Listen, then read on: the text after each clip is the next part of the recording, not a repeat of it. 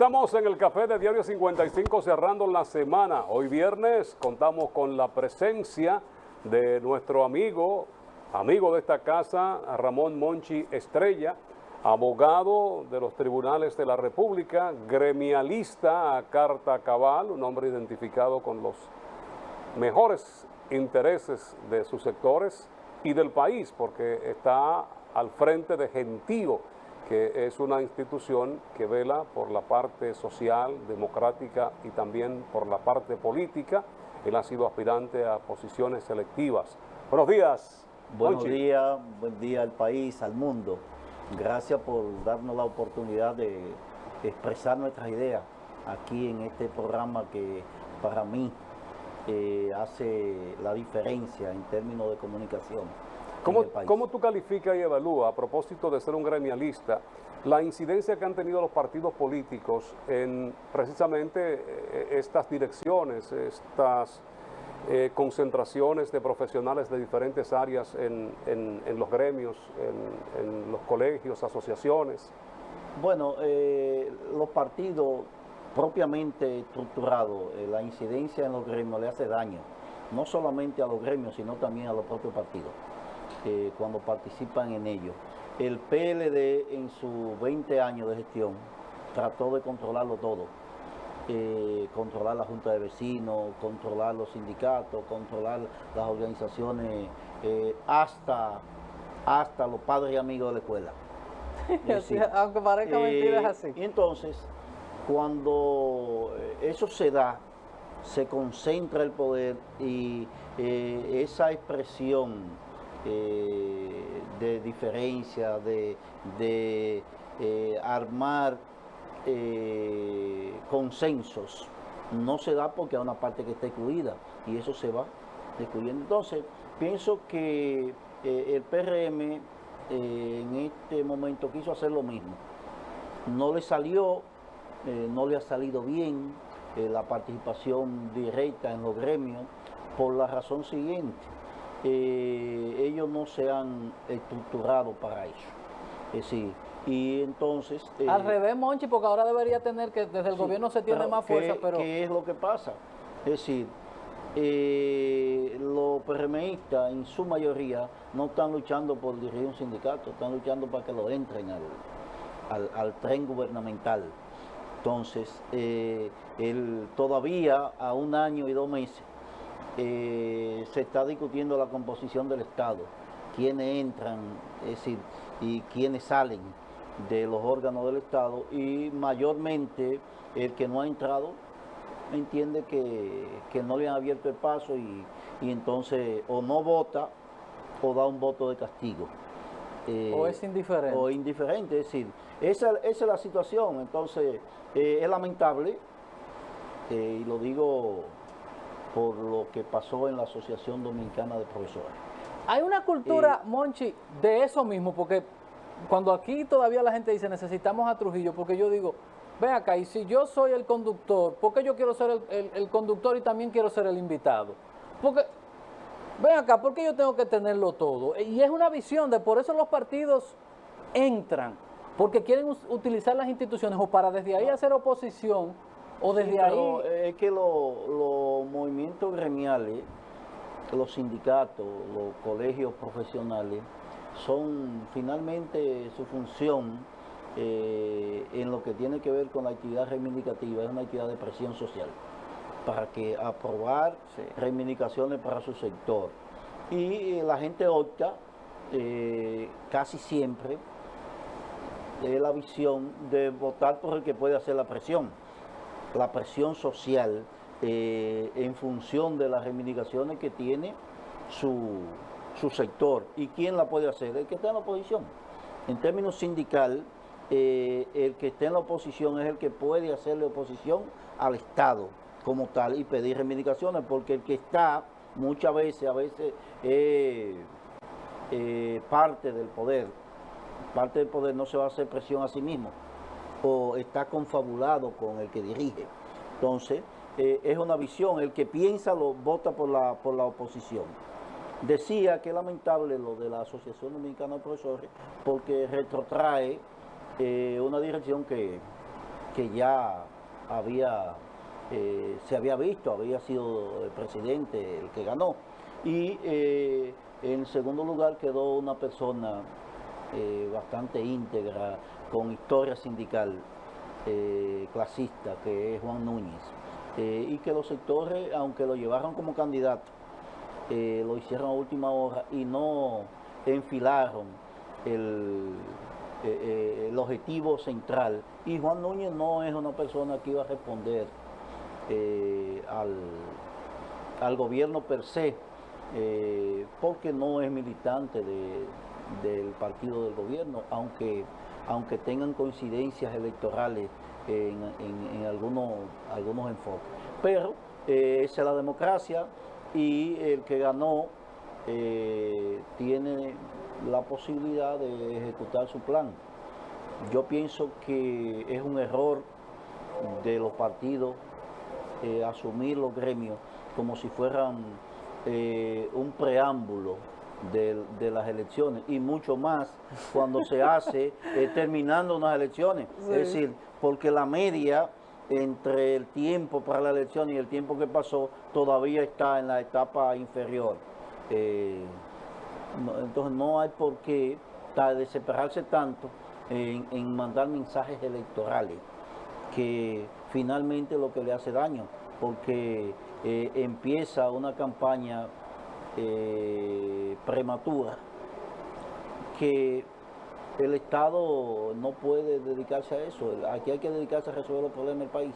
¿Y no persiguen los mismos objetivos los dos gremios? Porque tenemos una asociación y tenemos un colegio. Un colegio que sí tiene una inyección económica. Sí, bueno, ya esa parte en el colegio de abogados hay una sola diferencia, que es que en el colegio es obligatorio ser miembro. Y no puede ejercer como abogado, porque es un colegio instituido por ley y que tiene el control de la parte ética del ejercicio. Y la asociación es un asunto voluntario, es decir, en el cual si tú no te inscribes o tú no renovas, es posible que tú hayas votado 10 veces, pero si no pagaste la membresía... Tiene como más visión de club, de sí, formación y de esparcimiento. Porque la asociación fue creada cuando no existía el colegio de abogados, y el parecer mío, analizando la historia, es que como ya tenía una casa club, tenía un asunto, los que eran directivos de esa institución no se dieron a fusionarse con el naciente colegio de abogados de 1983. A ver, ¿y los requisitos no son los mismos para tú pertenecer a un gremio y otro? No, los requisitos en el colegio es que tú tengas un decreto, que el presidente que te haya juramentado en la Suprema Corte de Justicia como abogado, y ya con ese derecho de ser abogado ya tú eres miembro del colegio. En la asociación es que tú te inscribas, que vive en la provincia, que presente el carnet de abogado y que dé una cuota anual en esa institución. Esos son más o menos los requisitos. Pero, ¿qué sucede? Que Santiago puede tener 5.000 abogados y solamente preocuparse por ir 1.000 a inscribirse a la asociación, entonces solamente tienen derecho esos 1.000. Los 5.000 entonces solamente votarían en el colegio. Monchi, hay un tema que porque a veces la gente tiene título, Monchi, constitucionalista, y para mí sería mucho más fácil hacerte la pregunta a ti, que trabajas el tema social. Creo que el martes se va a conocer una demanda que se impuso en contra de la resolución del Ministerio de Salud con el tema del acceso a la gente a los espacios. Desde Gentío, ¿cómo ven esto? Y tú como abogado de esa resolución. Mira, yo he especificado, y lo he dicho aquí en este programa, que los derechos fundamentales no son absolutos. Ningún derecho es absoluto. Que cuando hay un conflicto de derechos fundamentales, el tribunal tiene que decidir por el derecho que tiene más peso en la sociedad. Para hacer un símil, la gente tiene derecho a oír música, sí. Pero tú no puedes poner una música que afecte al vecino, la tranquilidad del vecino. La gente tiene derecho a libre tránsito en el mundo, pero tú no puedes irte para Haití sin tener una autorización para eso. Entonces, aquí está el derecho al libre tránsito, a la movilidad, a disfrutar de los espacios públicos, que es un derecho fundamental. Y está el derecho a la salud de toda una sociedad. Entonces, el derecho a la salud se impone desde mi punto de vista. No, y la ley se lo voy a mandar a los muchachos para que... Desde mi punto de vista se impone el derecho a la salud general de la sociedad. Y lo otro, con lo que se oponen a la vacuna, que son los mismos que están haciendo la protesta, Sí. a mí me preocupa el hecho de que la gente no se siente a analizar lo siguiente. El año pasado, en esta época, cuando no existía la vacuna, la cantidad de muertos que había es mucho más superior, pero en dígitos, Claro. que lo que hay ahora. Y los mismos internamientos, los síntomas. ¿Por qué se ha reducido las muertes? ¿Por un asunto fortuito? No, se ha reducido por la vacuna en el mundo. Entonces, si está probado en la práctica, en lo concreto, que la vacuna reduce las posibilidades letales de la persona que se enferma, entonces, ¿por qué oponerse? Y llego a la conclusión tal que los extremos son difíciles. Los mismos que protestan contra la vacuna son los que protestan contra los haitianos. La inmigración ilegal a como dé lugar, hay que frenar eso, pero sin embargo coinciden en el aspecto cultural de oponerse y de tener un problema tan conservador que lleva a hacer un dogma respecto a cuestiones que son irracionales, totalmente irracionales. No, porque eso está estructurado, eso es el pensamiento eso mismo conservador. Es que si le preguntan a una persona, ¿usted está de acuerdo que se deje morir a un testigo de Jehová porque no quiera hacerse transfusión de sangre? Yo no quisiera que se muera ningún ser humano, entonces hay que... o el que se sube al puente para tirarse. Sí, hay que evitar que se tire. Claro. Entonces, ayer le decía eso a un amigo, entonces si yo me subo al puente, el Estado tiene que empujarme en vez de cuidarme. Esa es la situación. Yo pienso que el tribunal, uno no sabe cómo piensa el juez, no puede adivinar, pero el tribunal debiese, haciendo sana justicia, irse por el derecho colectivo, que es el derecho a la salud. Y en sentido práctico, esto es lo que diferencia a la persona que de pensamiento de derecha y pensamiento de izquierda. El que piensa como izquierda piensa en los derechos colectivos. El que piensa en la derecha piensa en sus derechos individuales como un asunto fundamental. Yo cuando retornemos, tenemos que ir a la pausa, vamos a leer el artículo 64 de la Ley General de Salud, para que, yo le digo, los irresponsables constitucionalistas, porque eso está tan claro en la ley que yo no entiendo cómo ellos han ido a postular. Pero vamos a la publicidad y cuando retornemos, entonces vemos lo que dice el artículo 64 de la Ley General de Salud de la República Dominicana. Publicidad y volvemos. Monchi Estrella de Gentío, con él después de la pausa.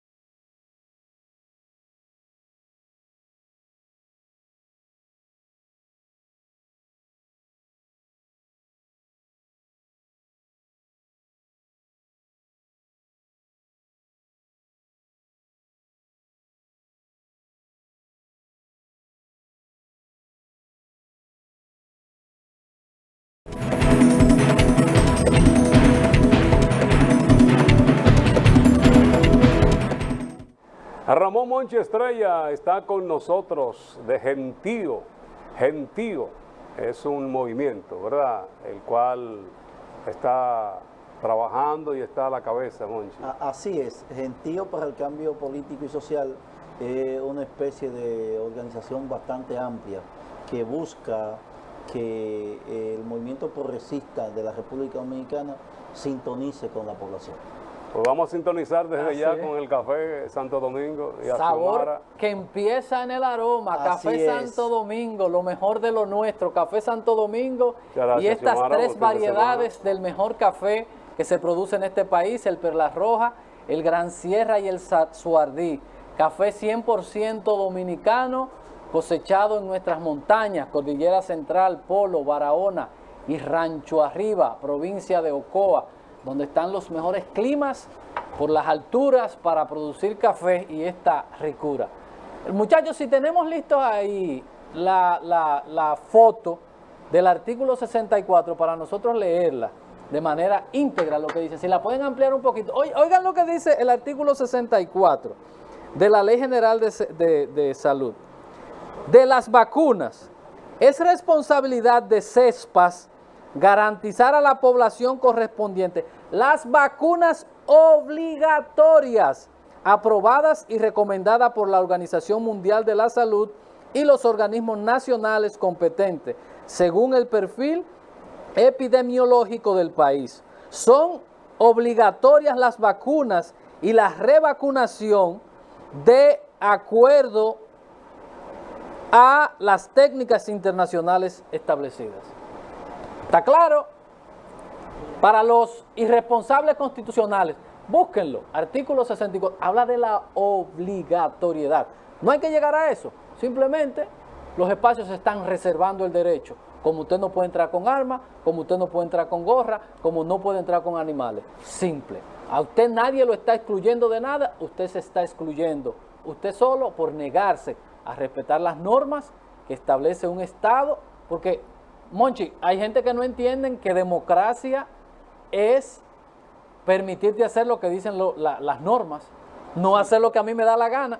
Lo que pasa es que toda regla tiene su excepción. Y tiene su excepción. Y todo derecho tiene su límite. Es decir, no todo lo que está regulado tiene un límite.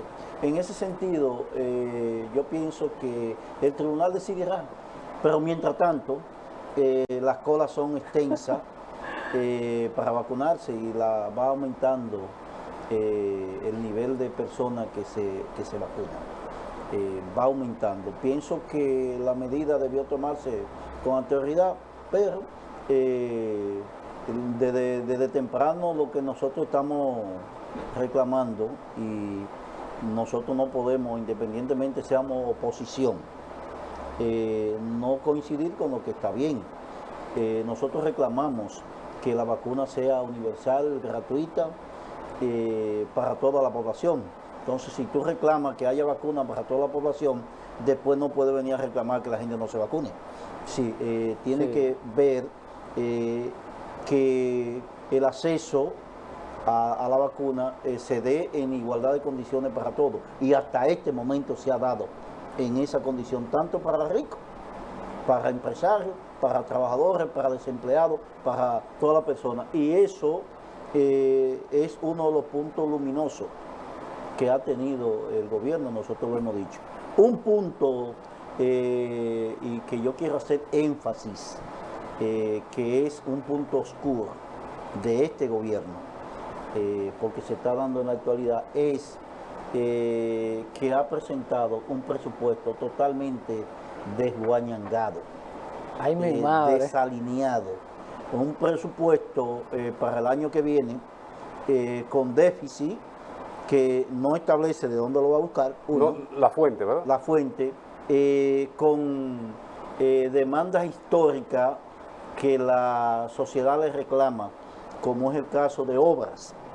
Para poner un ejemplo, el municipio de Licey al Medio tiene décadas luchando por el alcantarillado sanitario, por la cloaca, que no Hay tiene. unos cuartos parados de un organismo internacional sí, por la contrapartida. El municipio de Baitoa el reclamo de un aguaducto, de cuántos años tenemos oyendo lo mismo y no lo ponen en el presupuesto. Con una presa ahí al lado. Sí, y entonces, ¿cómo le justifican a lo de Jánico y San José de la Mata hacer una presa? Cuando a los pobladores que sacaron de Tavera y de Baitoa y esa zona, lo llevaron a Villabao y a Todeyaque y tampoco tienen agua. Pero oye este dato Sí. del Ministerio de Economía, y excúsame que te interrumpa, Monchi. Dice Miguel Seara que el 84% de los hogares dominicanos tienen inodoro, pero solo el 20% está conectado al sistema cloacal. Y lo tiran a la cañada, al río, a lo que esté por ahí. Por eso las grandes contaminaciones que tenemos. Por ejemplo, en Licey, ¿dónde puede tirar su desechos? Al río Licey. Es un problema serio y cuando hablo del presupuesto también está el problema de anuncio de obras del gobierno sin decir de dónde son las fuentes. El otro problema es que ministerios importantes les han reducido el presupuesto en el proyecto, como el Ministerio de Salud y como el Ministerio, vamos a decir, de Justicia, la Procuraduría General de la República. Eso es inconcebible. Y eso, lo peor, y escuchando a José Rijo, director de presupuesto, lo peor es que eso se hace intencionalmente. ¿Por qué se hace intencionalmente?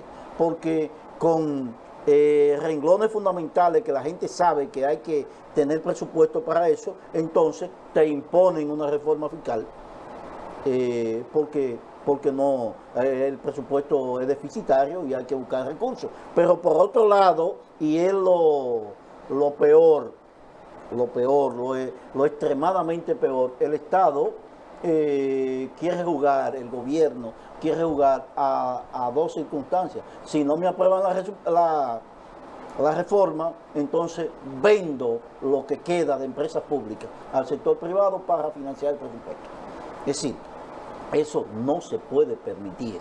El morder de una sociedad, la camisa, el pantalón, el vestido de una sociedad en términos de ejecución es lo que se planifica en el presupuesto. Y eso lo han hecho en un asunto que no les sirve, que desde que tú lo ves, el presupuesto está totalmente desbañangado, desalineado. Es decir, no se ve bien que profesionales del estirpe intelectual de los que dirigen la Dirección de Presupuesto y el Ministerio de Economía no planifiquen como manda la norma, con los ajustes necesarios y te presenten un asunto con ese desnivel, en distinto desnivel que obligatoriamente hay que buscarle la nivelación. Mira, hay que ponerle plomo. ¿Provocaría más evasión fiscal esto? ¿Provocaría más evasión fiscal? El gobierno quiere imponer una reforma, lo que uno ve, en base a ponerles impuestos al consumo, independientemente bajen o no el ITEBI. Si bajan el ITEBI de un 18 a un 16, entonces le ponen el ITEBI a mayor producto. Sí. Esa visión de recaudar para el erario es equivocada, es totalmente equivocada. Aquí hay que hacer una reforma fiscal en la cual se grave la gran propiedad, se grave los vehículos de lujo, los yates, los aviones, las avionetas, las casas suntuarias de 20, 30 millones de pesos, que no son necesidad, para la población. Es decir, ¿quién tiene necesidad de tener una casa de 50 millones de pesos? Entonces, usted quiere tenerlo, usted tiene que pagar 20 millones de pesos al Estado en términos de presupuesto. Pero usted no puede plantearle, como se está planteando en las filtraciones que hay, que a todos los derivados del azúcar, todo lo que tenga azúcar, se le va a poner los azucarados. ITEBI. Entonces, ¿qué sucede? Usted se toma un Gatorade, usted se toma, para poner usted se toma un jugo con azúcar, usted compra una leche que tiene azúcar, y usted va a pagar impuestos, eso lo paga el rico, lo paga el pobre al mismo precio, pero el rico produce más, debiera pagar más. en ese sentido. Entonces, la única forma es, primero, tratar de formalizar los empleos de este país. Aquí hay un relajo. ¿Cómo es posible que un taxista que pasa la vida entera taxiando, ese es su oficio de profesión, se diga que es un empleado informal? No, tiene que tener un monotributo que permita que esa persona tenga seguridad social y tenga posibilidades de jubilarse en un momento. ¿Cómo es posible que el dueño de un colmado, que toda la vida, desde que 50, 40 años, 3, 4 generaciones, entonces esa persona es un desempleado, un empleado informal para el Estado? Sí, nosotros tenemos que adaptarnos a la realidad, pero también el asunto del pago de impuestos implica otra cosa, implica que le devuelvan a la población lo que pagó de más. Y se lo devuelvan también en salud, Sí, en buena educación. pero también cuando hay una mecánica impositiva real, como lo pasa en otros países, hay gente que tiene con los impuestos seguro de desempleo para poder en una situación difícil paliar la situación familiar y no esté tratando de hacer cosas indebidas para poder alimentar su familia. Es decir, y que también en Estados Unidos, por ejemplo, con lo que el Incontact le devuelven a aquella persona que pagó impuestos que sobrepasan tal cantidad y que no demuestra que tiene mayores gastos. Aquí se plantea, por ejemplo, quitar lo que antes se había aprobado, que es el hecho de que el pago de colegios podía usted justificarlo Sí. con los impuestos. Ahora no, ahora en el proyecto filtrado dice que no, que lo van a quitar. Entonces eso es injusto. Ay, mi madre. Vamos a ir a la publicidad y continuamos este importante conversatorio. Yo siempre he dicho, cuando alguien me logre explicar a mí cómo el último presupuesto que Hipólito Mejía manejó fue de 87,000 millones de pesos, cómo en 20 años y el Producto Interno Bruto era de 20,000 millones de pesos. Cuando a mí alguien me explique cómo nosotros pasamos de 20,000 millones a casi 80,000 millones de pesos y cómo pasamos de un presupuesto de menos de 100,000 millones de pesos a un presupuesto de 1 billón. Cuando a mí me aclaren eso, nosotros vamos a encontrar la razón y empezaremos a desmontar este juego Ponzi, que es la cosa de nunca acabar. Eso no se puede. Entonces tenemos una economía que no produce lo que necesitamos porque hay un Producto Interno Bruto que no es del tamaño que decimos. Y por eso nos dicen que la presión tributaria es baja, cuando eso es mentira. No es ningún baja. Lo que pasa es que si tú me dices que el Producto Interno Bruto es de un tamaño y lo que te ingresa es de otro tamaño, entonces tú vas a tener ahí ese diferencial que es falso. Pero publicidad y ya volvemos con Monchi Estrella.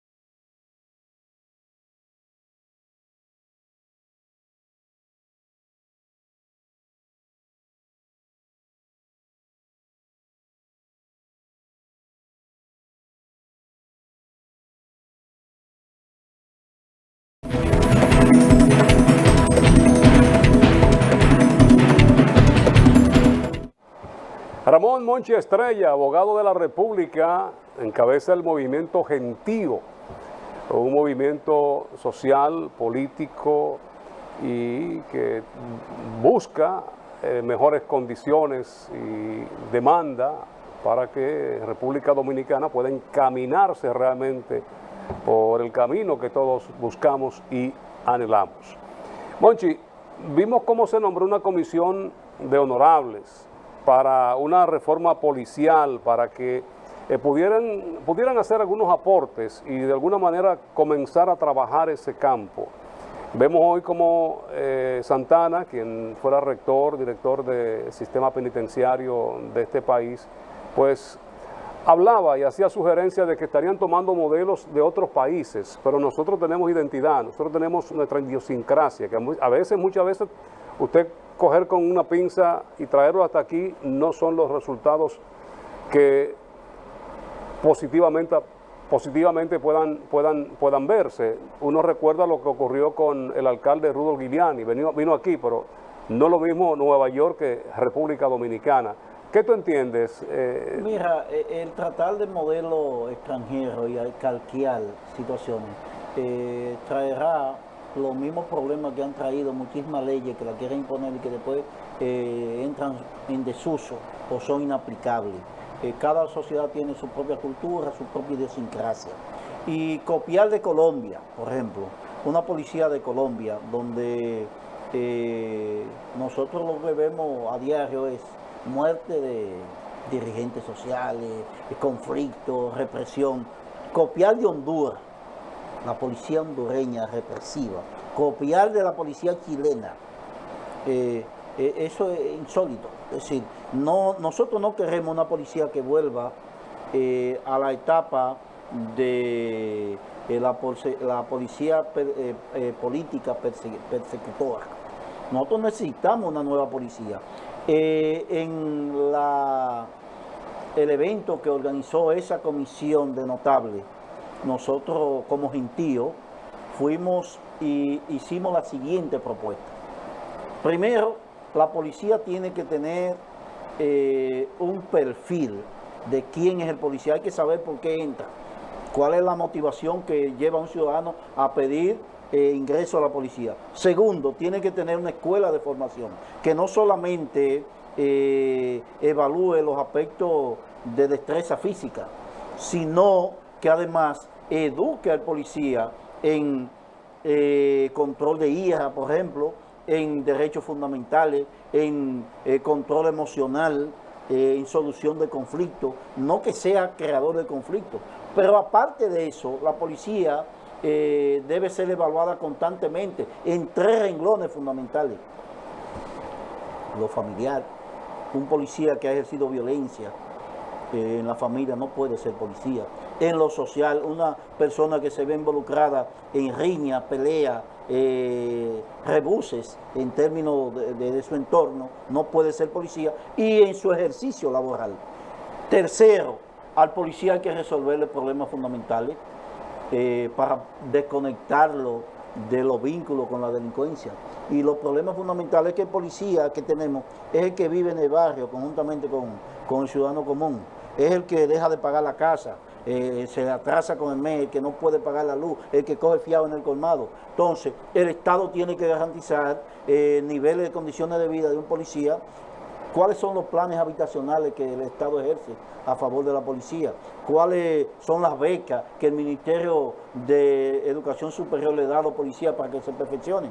Es decir, son muchos ámbitos. Y después de cumplir todo eso, entonces, en el Código Penal que estamos discutiendo, hay que agravar la situación de aquella persona que está llamado a hacer la ley, a aquella persona que está llamado a perseguir el delito, o aquella que está llamada a juzgar el delito y se hace partícipe de él.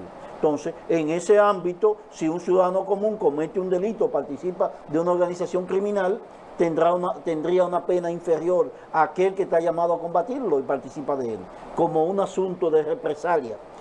Hechos individuales van a haber, pero la norma que nosotros tenemos del policía que la sociedad, en vez de tenerle respeto, le tiene miedo o entiende que es parte de la delincuencia, eso nosotros tenemos que cambiarlo. Y no lo vamos a cambiar con policía de otro país, es con policía dominicana. Claro. Por lo tanto, hay que evaluar uno a uno, todos y cada uno de los miembros de la policía actual para ver quiénes califican para tenerlo. Porque el país, ningún país del mundo se ha quedado sin policía. Si no funciona un país sin seguridad, podrá funcionar sin ejército, pero sin policía no funciona. Entonces, en base a eso es que debemos llevarlo. Un parche de poner un jefe de la policía, ponerlo por otro, no resuelve el problema, porque este es un problema estructural, funcional, es un problema de cuerpo, no es un problema de una persona. Y entonces, aquí creemos, y esas medidas a veces son para ganar tiempo, para favorecer sectores.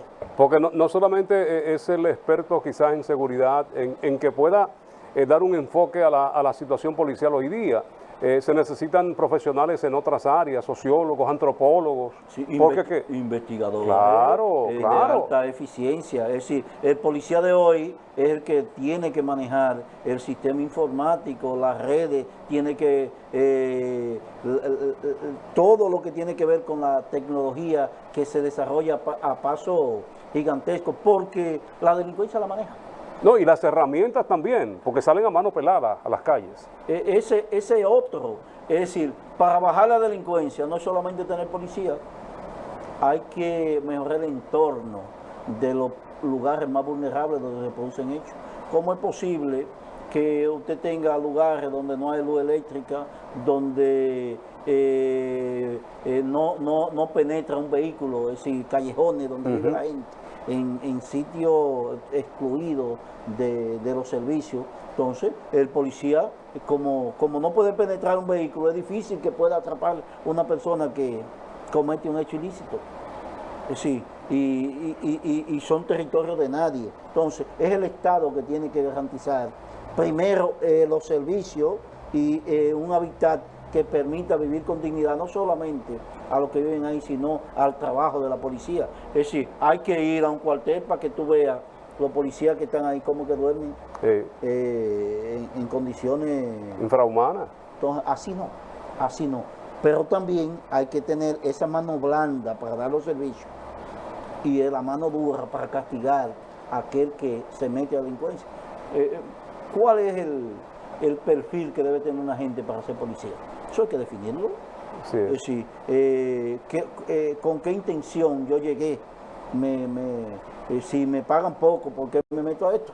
Es decir, tú tienes que saber. Entonces, no puede ser que el policía tenga siempre sea el más marginado en términos de salario, porque aquí hay que decir la cosa clara: con lo que le pagan a un policía no da para tener una familia y vivir. Monchi, aunque ya tenemos el tiempo en contra, yo no quisiera desaprovechar tu presencia aquí para que hablemos un poquito de seguridad social, a propósito del tema que se está tocando ahora, de modificar, de buscar la manera de que las instituciones financieras no se queden con todo. Hoy día el que tiene la de perder es aquel que viene desde hace tiempo cotizando, que al final sale sin seguro, con una pensión que no es digna, que sale prácticamente con nada. Hoy día vemos también cómo en cuanto a las ARS, los seguros de salud, cada día viven acortándote más el menú de propuestas médicas que lamentablemente nunca están. Pienso que, y estoy totalmente claro, que después de la Constitución, una de las leyes más importantes que puede tener un país es el régimen de seguridad social. Y el régimen que nosotros tenemos en la República Dominicana, que lleva 20 años prácticamente, es un régimen antihumano, que privilegia más el mercado que la salud y las jubilaciones y pensiones de la gente. En ese sentido, son 5 preguntas que hay que hacerle a los legisladores. Y desde aquí yo llamo a la población que cada vez que lo vean, se la pregunten. ¿Está de acuerdo el senador, los diputados, con que la gente tenga que pagar un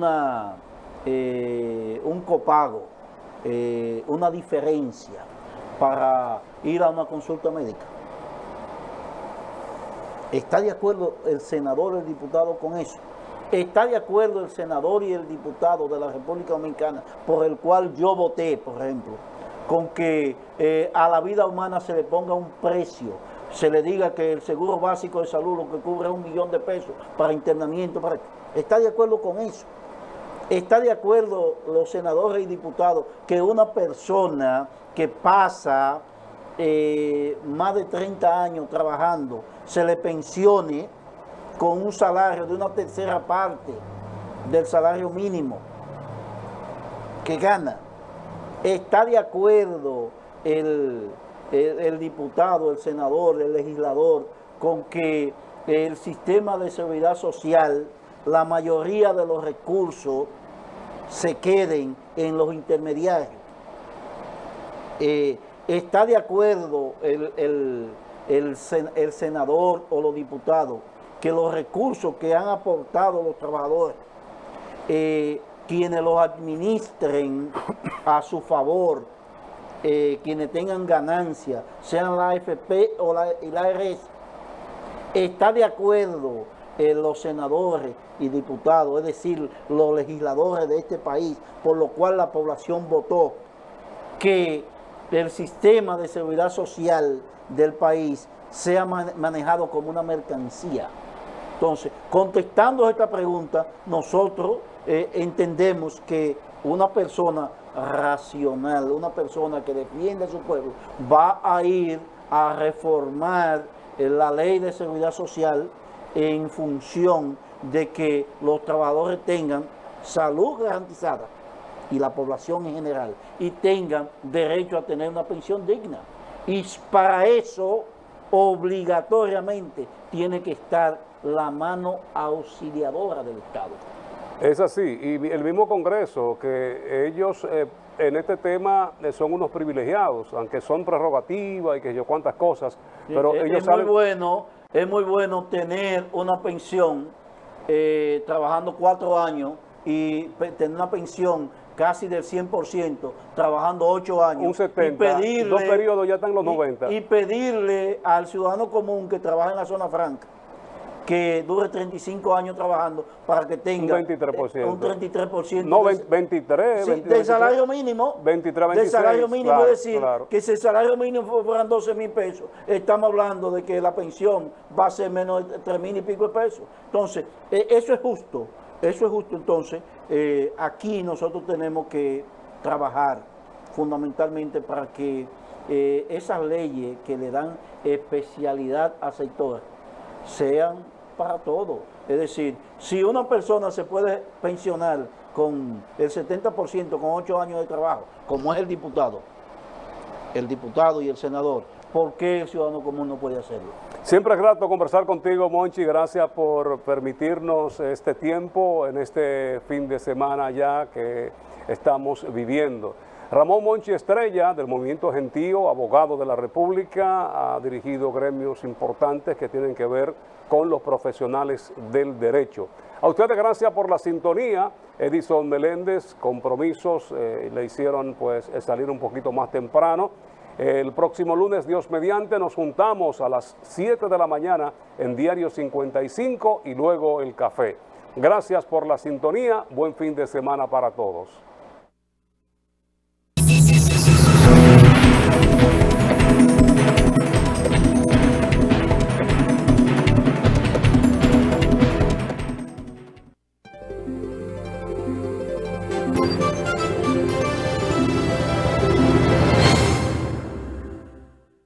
Somos tu imagen, somos tu voz. Canal 55. Tu televisión.